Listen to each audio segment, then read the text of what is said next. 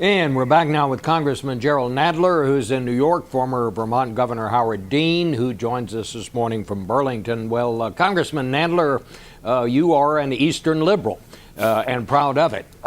You didn't like this very much. You heard what Mr. Axelrod said. He looks like he thinks what's going to be voted on is about what they put forward. He doesn't see any changes coming. Are House Democrats going to go for this? Well, we passed a resolution in our caucus the other day saying that we would not permit this deal to come to the floor without some changes. How major those changes would have to be for members of our caucus to let it come to the floor, I don't know. I certainly hope that there are very major changes in this. Well, what's wrong with this? What's wrong with it? There are three, and looking at it from the long term, there are really three major problems that I see with this. Firstly, the Republican blackmail here, they're really saying, like a bunch of gangsters, that's a nice middle-class tax cut you got over there, pity if something would happen to it, and unless you give the millionaires and the billionaires a long-term tax cut, we're not going to permit the middle class to get its, to continue its tax cut.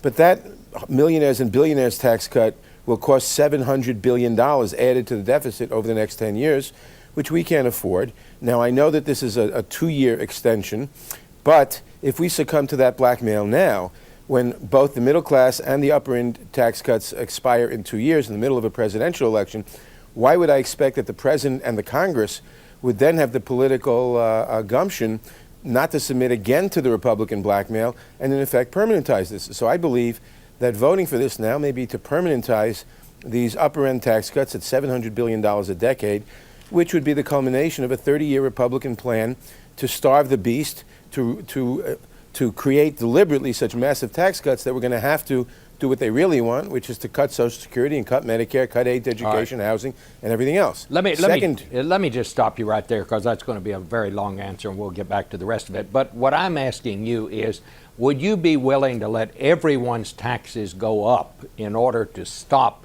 extending those tax rates for the upper income people? I don't think that's the alternative. I think the alternative is to say we're not going to submit to that blackmail and let the president and the Democrats go to the people who the polls show want the upper end tax cuts not to continue, but want the middle class tax cuts, and say, don't submit to the blackmail. I believe that if we conducted a campaign like that for a couple of weeks or a few weeks or some time period, we'd win that, and that's got to be done. All right. Let me go to Howard Dean. Governor Dean, you said earlier this week that the president has got to start paying some attention to the people who got him where he is. And you said he's got to find some way to heal this rift with the left side of his party. How serious is that from his standpoint? I mean, could he be facing an opponent in the 2012 primaries here? I don't think he's going to face an opponent in the Democratic primary. I think that would be a bad thing for the country, and I think it would be a bad thing for the Democratic Party. The history of people running against presidents in their own party is the challenger loses, and then the president is weakened and loses. And the president has done some things that I think are terrific. This is not one of them, but I think he will not get an opponent. What do you think is going to happen here, Governor? Do you think in the end the House Democrats, like Congressman Nadler, will come around just looking Well, at here's the big problem with this, Bob. This is terrible for the country long term. And it's not just the things that Jerry was talking about. First of all, we're going to find out if the Republicans are serious about the deficit. This tax cut's not paid for. And the biggest part of the deficit, if you project out till 2018, is the Bush tax cuts.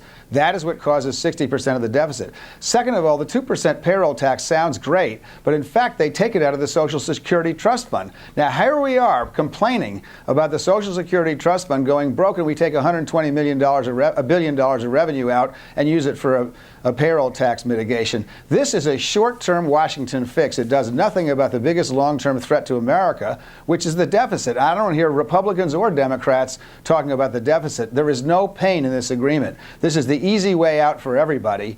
Much as everybody is complaining and hooting and hollering, this is an inside the Beltway fuss, and somebody needs to do something about the long-term problems of this country. It's not in this bill. Well, Congressman Nadler, let me go back to your objections. It seems to me like it's going to be a difficult thing for the president to bring some of your colleagues around, because in that Democratic caucus, I mean, people heard through the doors some of the shouts. I asked Mr. Axelrod, how did the president feel about some Democrats actually using the F word to describe him? It seems like this is a really wide divide we've got here between a Democratic president and his Democratic House members. Well, it is a really wide divide for several reasons.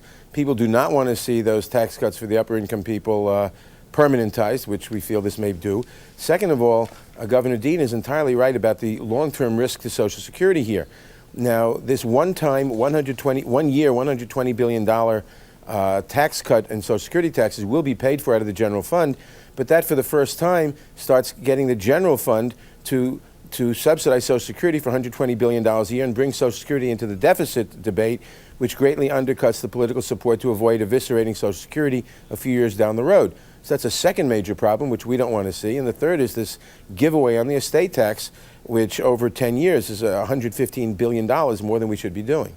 Do you think if this does not get done somehow in this lame duck session, it's going to be easier next year when you have a more liberal Democratic caucus and a more conservative Republican caucus? Because it's definitely going to be that, because that was the impact of these elections. I don't think it's going to be more easy. I think it'll be probably somewhat more difficult, but the fight hasn't been made. We haven't gone to the country and said, do you want to submit to the Republican blackmail in order to keep the middle class tax cuts by increasing the deficit by $700 billion to give the millionaires and the billionaires let them keep their tax cut? And that issue has to be made and go to the country, and I think we win on that. I think the Republicans have to back down on that. I mean, Governor Dean, what's the congressman talking about here? Isn't that going to be kind of hard to go to the country now? I mean, we've already had an election here. What do you do when you go to the country? Well, look, I mean, this is already on down the track. I mean, it's, you know, once you make the offer and you come to the deal, it's going to be pretty hard for the president to pull back and then change his mind in midstream. The truth is, I don't think this is all that bad for the president politically. Because he is going to be seen as acting presidential and bringing both sides together and all that stuff. The thing that bothers me about it is we have yet to deal with the biggest problem that's facing this country, which is the size of the deficit, and nobody's doing anything about it. If you just keep doing what people like, which is cutting their taxes, you're going to have a bigger deficit, and we're going to be weaker in the long term. And I just don't see how that contributes to the long-term future of the country. Well, so sure, it's easy to promise everybody tax cuts all the time. You got to make some cuts if you're going to do that. Well, I mean, do you advocate letting all these tax cuts run out, as it were, and having everyone's taxes go up in January? I don't advocate the middle class tax cuts expiring, because it really is clear that the middle class is under a lot of stress, and every dime you take out of their pockets is a dime that isn't going to go back into the economy. But ultimately, these tax cuts, all of them, are going to have to expire at some time. And if you don't do that, you're facing numbers that are unfathomable 8 years from now. Well, clearly, Congressman Nadler, we're in the land of poorer options here. There's no question about that. But how can you prevent people's taxes from going up next year if you don't come to some compromise with Republicans on this? Well, I think you're going to have to come to a compromise, but this is a bad compromise because, as Governor Dean said, it really sacrifices the welfare of the country long term. I would say that the second largest problem we face long term is the long-term deficit. The more immediate problem we face is to create more jobs right now, and we have to do that, but you can't do it at the expense of permanentizing these upper-end tax cuts and the estate tax cut and jeopardizing Social Security down the road.